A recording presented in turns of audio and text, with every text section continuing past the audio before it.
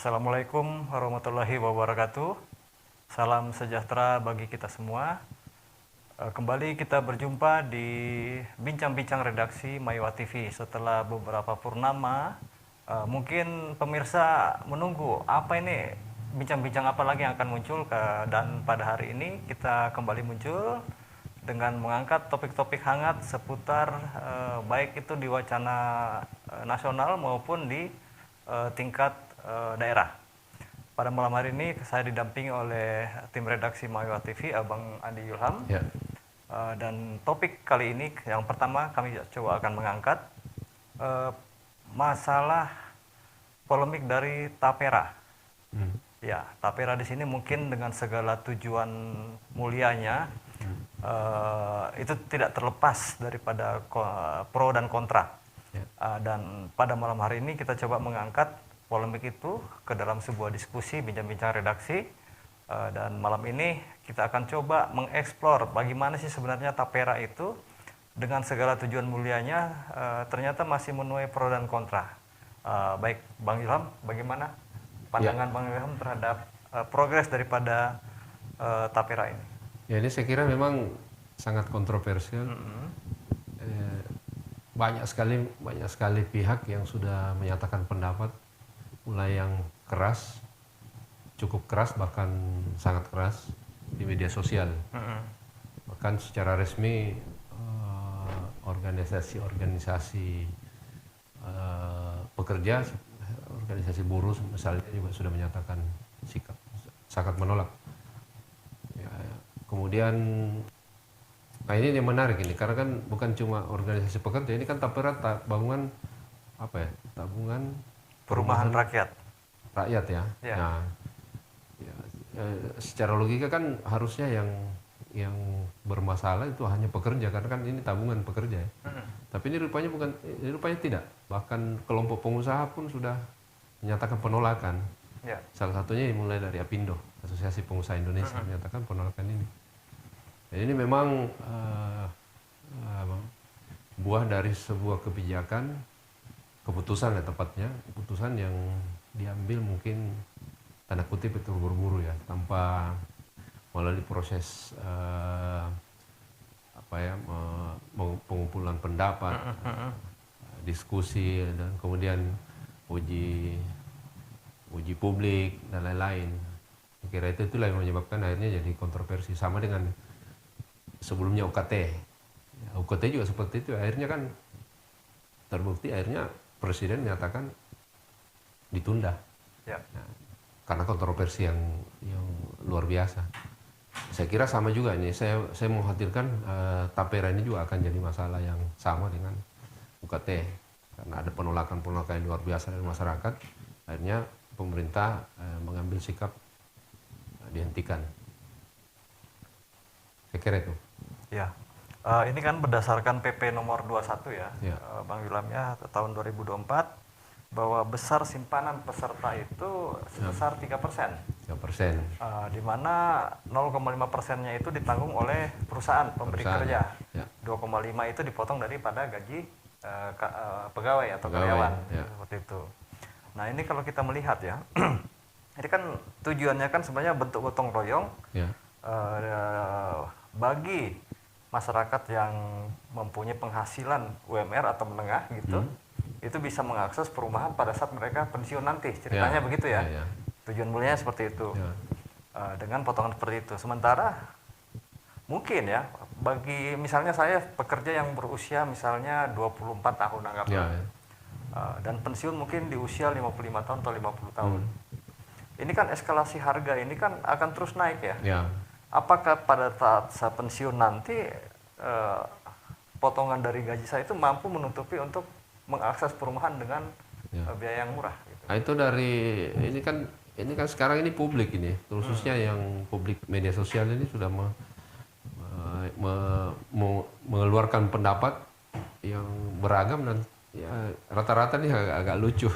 Agak lucu karena kan ini semacam ironi ya, di apa yang disampaikan ini banyak lebih berbahasa ironi. Ya. Kenapa ironi? Karena kan kalau dibilang tabungan perumahan, tapi setelah dihitung-hitung setelah dihitung di akhir semasa kerja itu nggak cukup Ya. untuk beli rumah. Beli rumah. Nah, beli rumah. Ini contohnya nih ada yang mensimulasikannya dari media sosial bahwa 20 tahun kerjaan kalau gaji 5 juta misalnya, berarti dia potongannya 150.000. Kalau 20 tahun itu cuma 36 juta. 36 juta. 36 juta itu sekarang saja tidak dapat rumah, apalagi nanti 20 tahun yang akan datang. Ya. Kan 20 tahun yang akan datang itu kan harga rumah itu harus menghitung inflasi.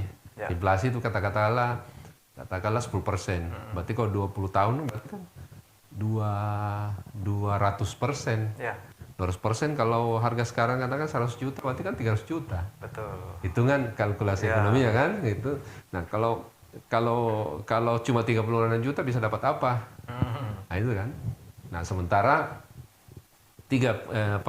tabungan itu kan otomatis tidak berbunga. Ya. Beda kalau misalnya disimpan di bank atau diinvestasikan dalam bentuk lain, tentu dia akan berkembang uang ini. Iya, Nah, iya, gitu. iya. Ini berarti sangat berpengaruh juga dengan kualitas daripada rumah ya, fisiknya ya. Ya Gitu. sekarang kan kita melihat saja, sekarang rumah 36 juta atau sampai 100 juta, rumah apa yang 100 juta sekarang? Ya.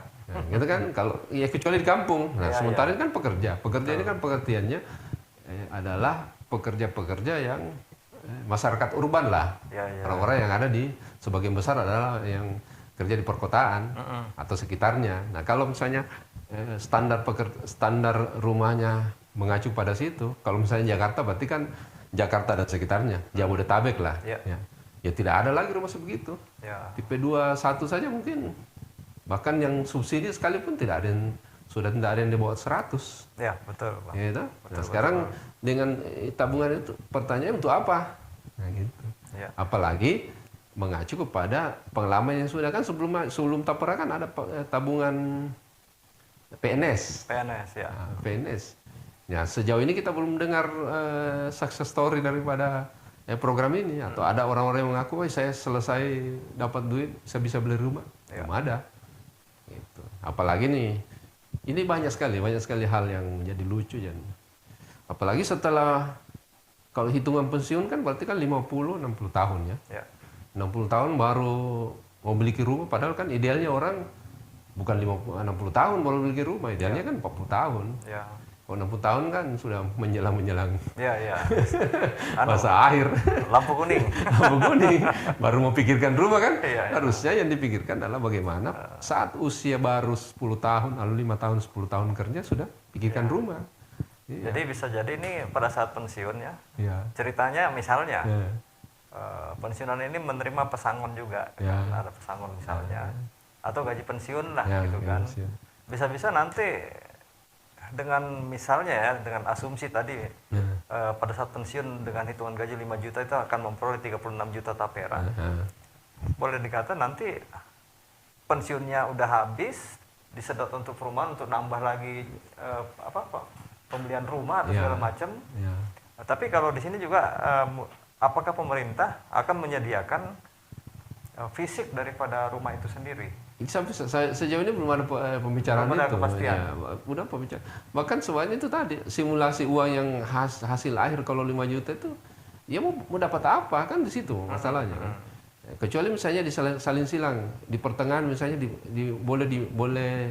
boleh si pekerja ini misalnya boleh memiliki rumah, tapi kayak sistem asuransi misalnya toh. Ya, Siapa yang paling butuh dikasih dulu. Tapi kan problemnya kan jadi masalah. Siapa yang paling butuh? Tentu kan semua yang butuh. Iya. Tidak mungkin ditanya, oh saya belum butuh, nanti 10 tahun yang akan datang. Betul. Jadi problemnya banyak sekali. Apalagi ini sifatnya kan tabungan. Orang bilang, ya namanya tabungan, kenapa mesti wajib? Nah, gitu. Dan banyak hal, apalagi kalau kita menyangkut soal politis, terlalu banyak masalah. Jadi memang ya kita memperkirakan ini akan sama nasibnya dengan UKT, akan dihentikan sebelum dilaksanakan. Ya. Jadi pemirsa yang seperti kita ketahui bahwa tujuan daripada tapera ini diluncurkan adalah sebagai bentuk gotong royong ya istilahnya, lewat pengumpulan dana pegawai atau karyawan untuk dapat mengakses perumahan dengan harga yang terjangkau. Cuma yang jadi persoalan sekarang, siapa yang menyediakan rumah nanti itu? Apakah pemerintah atau dilepas saja gitu nyari rumah sendiri? Itu belum baik. Kalau misalnya pemerintah menyediakan dengan berapapun uangnya, itu oke. Ya. Misalnya gini, saya kumpulnya ada yang 36 juta, ada yang 50 juta, ada yang 100 juta. Berapapun uangnya itu layak untuk beli rumah, pemerintah yang menjamin, ya oke, masih bisa begitu. Ya. Tapi ini kan bahasa gotong royongnya juga jadi masalah kan? Gotong royong itu kan pengertiannya sama, kalau misalnya di kesehatan boleh dibilang itu gotong royong, siapa yang sakit dia yang menikmati, Ya. yang tidak sakit tentu tidak menikmati kan, Ya, betul. tapi tetap membayar iuran. Betul. Kalau sini kan tidak mungkin ada misalnya 50% menikmati, 50% tidak, harus 100% menikmati. Ya, semua. Ya, semua beda. Kalau kesehatan, Ya. kesehatan kalau saya tidak dapat sakit kan alhamdulillah tidak perlu saya mengklaim ke rumah sakit. Ya. Tapi begitu saya sakit saya dapat, itu sistem gotong royong. Ya. Tapi kalau ini kan bukan gotong royong, jadi menurut kita istilah gotong royongnya mungkin agak kurang pas. Kurang pas ya. Apalagi ini kan yang disasar ini kan pegawai swasta. Ya. Terus apa urusannya pemerintah mengurusi gajinya orang swasta kan? Ya. Nah, gitu. Jadi ini tujuannya sebenarnya mulia, tujuannya bagus ya, ini tapera tujuannya ya. Cuma sekarang ini kan ada di persimpangan mereka ceritanya nih, bahwa apakah ini akan menjadi solusi atau justru ya mungkin ya, di suatu saat nanti akan menjadi beban masyarakat gitu loh. Sebanyak kan kalau dilihat nilainya kecil sebenarnya. Iya. Dari 3%. Tapi jangan lupa potongan-potongan yang serupa itu di kalangan pekerja itu bukan cuma itu. Banyak potongan lain. Ya, belum BPJS. Iya, segala ya, rupa. Gitu. Nah, kalau dipotong-potong begitu, akhirnya kan yang terasa. Tapi sebenarnya bukan, lebih ke ada ya, kalau kita membaca coba menyelami perasaan masyarakat dari semua medsos ya, lebih ke ketidakrelaan. Ya. Jadi bukan soal teknis bagaimana berapa dapat duit, dapat rumah atau tidak. Ada ketidakrelaan dan kepada apa yang diputuskan pemerintah. Ibaratnya begini, Anda mengambil uang saya, Anda tidak pernah tanya-tanya saya. Ya. Bagaimana sih? Kan mesti minimal perwakilannya ditanya apa sih, apa urgensinya mengambil uang 3% itu. Ya. 2,5 tambah 5%. Nah itu kan akan menjadi beban. Apalagi faktanya rata-rata kenaikan UMR itu kan tidak sampai 3% yang terakhir itu kan. Ya. Ya, kalau misalnya kenaikan UMR 10% terus Anda potong 5%, mungkin orang oh iya oke lah. Oke lah. Nah, itu yang jadi soal. Terus soal lain di saat-saat semua barang naik, ini kan semua barang naik ini. Nggak bisa dipungkiri, listrik mau naik, BBM bakal mau naik kan gitu. Tentu biaya hidup itu akan jauh lebih tinggi. Ya. Nah, dibebani dengan 3% pula kan jadi problem sendiri ya. Saya kira bijaknya adalah pemerintah mengkaji ulang rencana ini untuk melakukan ya kalau perlu dievaluasi dan mendengarkan masukan masyarakat baik yang terbaik supaya jangan apa istilahnya tes apa ya cuma sekedar hit and run saja. Ya. Kebijakan dilempar ke masyarakat, wacana ada penolakan, hentikan. Ya. Itu kan berarti kan perencanaan tidak matang gitu. Namun ini kan kalau saya amati juga ya, ini kan tapera sebenarnya sudah berjalan ya. Ya. Sudah berjalan. PNS itu. Di PNS ya. Ya. Kalau toh misalnya nanti terjadi perubahan kebijakan atau seperti apa, perubahan regulasi segala macam, nah ini yang sudah berjalan ini untuk mengambil uangnya itu kembali pada saat sudah pensiun ya. Ya. Untuk menarik kembali uangnya itu kan butuh proses juga. Ya, ya. Atau bahkan mungkin terpending. Ya, terpending dalam arti apa yang mereka harapkan itu ternyata belum bisa cair misalnya. Ini ada contoh ini, ada berita ini, bahkan sekian ratus ribu PNS yang pensiun sampai sekarang yang harusnya sudah harus menerima itu tidak menerima, nilainya ratusan miliar. Ini kan contoh-contoh. Ya. Jadi ada itu kendalanya di seperti apa? Kita tentu kan tentu di apa ya? Departemen Keuangan tentu. Ya. Karena uang itu dikelola ya. Kalau misalnya dikelola dalam kementerian itu tentu itu yang jadi masalah. Terus yang jadi soal kalau kita kaitkan soal kepercayaan masyarakat terhadap pengelolaan ini. Apalagi ini kan bukan kasus yang terkait dengan ini kan bukan pertama kali. Ya. Sebelumnya kan Taspen bermasalah di korupsi, Ya, ya. Asabri dikorupsi, terus apa lagi? Yang terkait ini semua dikorupsi. Jadi orang bilang wah jangan-jangan juga nanti kalau dikorupsi juga gimana kita? Ya. Karena ini tidak main-main. Kalau ini terkumpul 3% ini kalau seluruh pekerja ini ada yang simulasi itu bisa sampai 100 triliun. Ya, benar tidaknya kita bisa perlu teliti lagi 100 triliun per tahun. Per tahun ya. Nah kan signifikan. Bahkan ada juga yang mengaitkan lagi ini soal kebutuhan Negara. anggaran dari pemerintah. Ya. Jadi kecurigaan-kecurigaan itu kan mesti dijawab dengan merencanakan sesuatu dengan matang dan dijelaskan kepada masyarakat bahwa ini begini-begini. Jangan kalau orang belum terima jangan dulu dijalankan.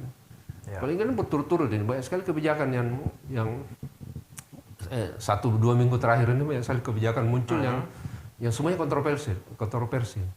Undang-undang RUU kepolisian, RUU TNI, belum soal revisi undang-undang MK, semua kontroversi dan keluar dalam waktu bersamaan. Belum soal keputusan MA yang Mahkamah Agung yang soal Cagup, yang menganulir soal 30 tahun dan kemudian publik mengaitkan soal rencana Kaisang untuk itu kontestasi. Nah ini semuanya jadi ini menjadi celah ya. Ya, celah istilahnya dapat memunculkan kecurigaan. Jadi pertanyaan. Nah, kenapa beberapa kebijakan-kebijakan itu justru muncul last minute semua? Ya, di saat air lagi keruh. Iya. Nah, harusnya di saat yang suasananya lebih kondusif. Tentu dia kan harus diskusikan dulu ke masyarakat. Dibahas di DPR. Betul. Di DPR juga mesti dipublikasi bahwa ini pembahasan lagi dibahas soal rencana ini kan. Ya kita berharap sih ada transparansi ya. Nah harusnya itu yang jadi. Ini Taperani sebenarnya tujuan mulianya apa di balik itu? Ya, karena kan mulia ini kan pengertian di teori. Kita masyarakat itu menilai di prakteknya. Ini belum soal pengalaman lalu. Yang tadi contoh tadi berapa asuransi serupa itu simpanan dari pekerja dan masyarakat itu yang dikelola oleh pemerintah buktinya dikorupsi. Banyak masalah di situ. Korupsi tidak main-main nih. Triliunan. Dan itu ya kalau sudah bicara triliun kan berarti ratusan ribu bahkan jutaan orang yang uangnya yang diambil di situ. Ya, anggaplah ini semua yang kemarin terjadi itu jadi biaya SPP-nya pemerintah. Ya, untuk belajar. Meskipun kita tidak bisa pastikan bahwa itu ada hubungannya, tapi kan kecurigaan itu tidak bisa disalahkan kalau muncul itu. Saya kira kalau sekali lagi kalau menurut saya ya ini akan sepertinya akan nasibnya sama dengan UKT. UKT itu tiba-tiba muncul masalah jadi kontroversi, DPR tidak setuju, protes, kemudian bahkan konon Prabowo juga menyatakan tidak setuju UKT, Jokowi menarik. Nah ini kan ya kayak begini-begini dan orang akhirnya berpendapat, loh ada apa ini kok kayak BU sekali nih, butuh sekali kan. Nah kalau sudah bicara ke situ kan kemana-mana. Salah satunya orang bilang wah ini jangan-jangan buat IKN, jangan-jangan buat makan siang gratis. Betul. Karena kan ini kan tidak bisa disembunyikan bahwa kemampuan dan kekuatan struktur keuangan di APBN kan semua orang tahu. Berapa sih kemampuan pemerintah menarik pajak? Berapa defisitnya? Berapa belanja kan ketahuan semua. Nah kalau misalnya ada anggaran 450 triliun untuk UKN, ada 450 untuk makan siang gratis, pertanyaan orang ambil dari mana? Nah kalau misalnya sekedar 50 triliun sih mungkin bisa naikkan BBM, mungkin bisa naikkan pajak. Tapi ini kalau 450 triliun ambil dari mana? Nah, jadi jangan disalahkan kalau publik berimajinasi. Ini kan imajinasi kalau wah ini jangan-jangan. Padahal itu belum tentu ya. Akhirnya kan banyak jangan-jangannya. Gitu. Apalagi beberapa kebijakan kemarin ini juga ternyata dari pelaku-pelakunya juga itu terjadi apa ya? Mungkin kepercayaan dirinya mulai mulai apa ya? Bertanya-tanya juga, mungkin bertanya kepada diri sendiri dulu ya. Sampai-sampai beberapa kasus juga itu telah memunculkan adanya beberapa peran-peran yang akhirnya mereka sendiri mundur dari peran itu kan, seperti itu. Yang saya khawatir ini kan bereskalasi di situasi politik. Ini kan sebenarnya kebijakan pemerintah yang terkait soal ketenagakerjaan dan terkait keuangan. Tapi kan bisa bereskalasi di situasi politik. Apa itu misalnya kayak kemarin, mulai misalnya mahasiswa lakukan demo. Ini mungkin bukan mahasiswa, mungkin dimulai dari para pekerja. Nah, kalau pekerja kan bisa bereskalasi ke politik. Akhirnya nanti masa ini kalau sekarang masa transisi antara pemerintah Jokowi dan ke Prabowo itu kan jadi masalah sensitif hal-hal yang begitu. Nah, kalau kayak kemarin misalnya tiba-tiba misalnya Prabowo bikin pernyataan lagi bahwa tidak setuju, bikin sinyal umpamanya, bikin sinyal bahwa ini tidak setuju dengan Tapera. Wah, ini bahaya. Ini kan bakal jadi masalah baru antara pemerintah yang sudah selesai dan pemerintah yang akan berkuasa. Ya, saya kira ini penting agak sensitif. Agak sensitif pemerintah untuk jangan kayak kejar setoran, semua aturan mau ditelurkan dalam waktu yang singkat. Ya, mungkin juga ini jadi pertanyaan juga buat pemerintahan yang transisi yang berikutnya ya. Apakah semua kebijakan yang dilontorkan atau dilahirkan sebelumnya itu sebelum mereka menjabat di situ, apakah harus dilanjutkan?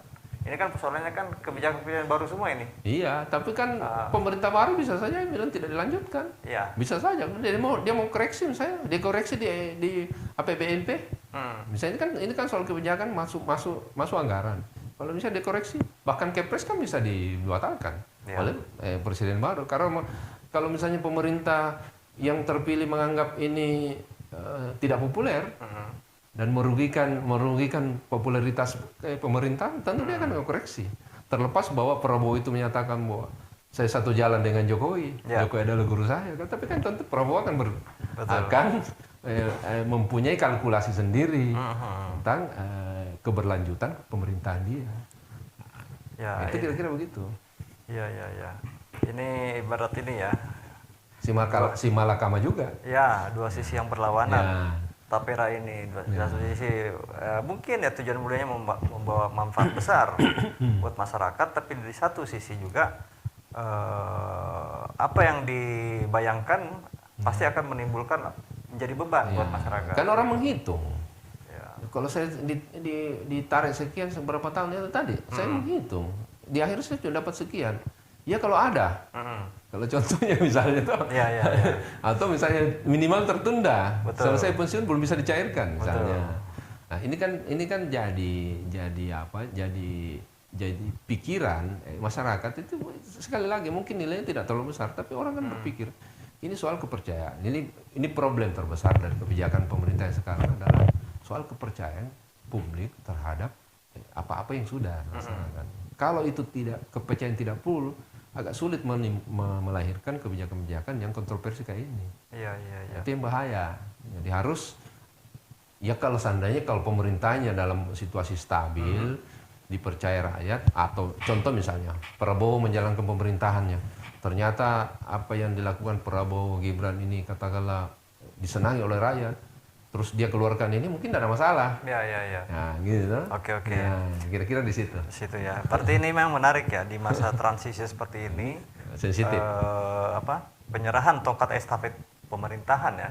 Saya logikakan seperti itu. Ini mempunyai beban baru buat pemerintah berikutnya. Beban baru sini saya maksudkan adalah apakah harus meneruskan program itu atau kembali mengkaji ulang. Seperti itu. Karena ini rawan. Karena contoh soal UKT. Ini Prabowo belum berkuasa loh, belum serah terima. Tapi sudah berani menyatakan berbeda pendapat soal UKT.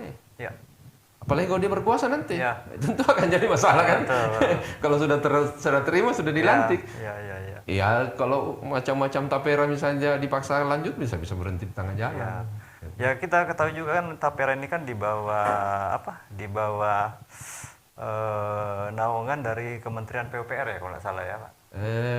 Saya kalau tidak salah tenaga kerja ada Tenaga masuk. kerja, ya, Sama betul. Departemen Keuangan tentu. Departemen Keuangan. Ya, ya. Mungkin PUPR sini menyangkut bagaimana memfasilitasi pengadaan perumahan itu ya. Iya, Bisa kalau jadi.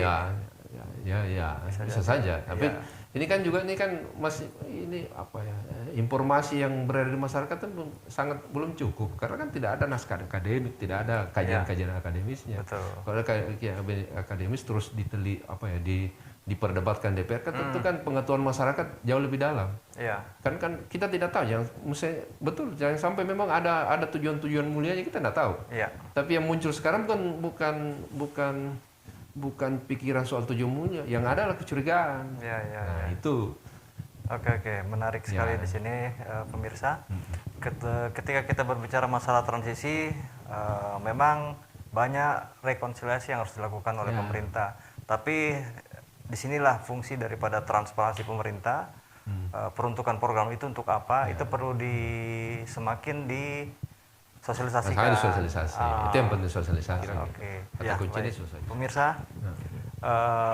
memang untuk mengupas persoalan-persoalan baik secara nasional yang kita coba rangkum dalam bincang-bincang ini, khususnya tentang tapera, di mana tapera ini muncul di masa transisi peralihan dari menjelang ke Presiden Prabowo, seperti itu. Jadi kita harapkan nanti transparansi daripada pemerintah dibuka selebar-lebarnya. Ya. Agar masyarakat tidak mengambil kesimpulan sendiri. Ya, dikaji dulu lah. Dikaji ulang kembali. Dan pemirsa, kami pamit dari layar Anda dan kami berharap kita akan kembali lagi dengan topik-topik yang lebih hangat. Wassalamualaikum warahmatullahi wabarakatuh. Assalamualaikum warahmatullahi wabarakatuh.